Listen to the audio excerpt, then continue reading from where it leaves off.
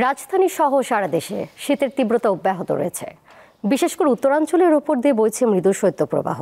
সকালে চলতি মৌসুমের সর্বনিম্ন তাপমাত্রা পরিমাপ করা হয় পঞ্চগড়ে 8.3 ডিগ্রি সেলসিয়াস। কুয়াশাচ্ছন্ন চারিদিক, গাছপালা কিংবা পথঘাট সবকিছুই শিশিরে ভেজা।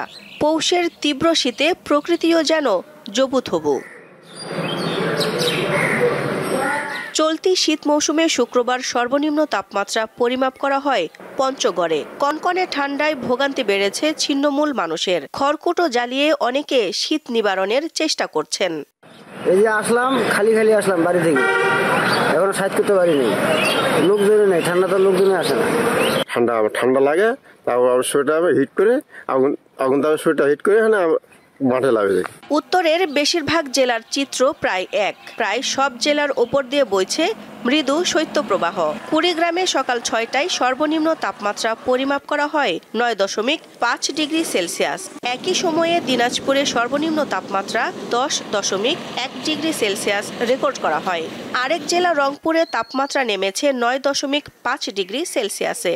প্রচন্ড ঠান্ডার জন্য আমার রিক্সা চালাইতে পারতেছি না। আমার বয়স্ক লোক, আমার কিভাবে আমরা চলি।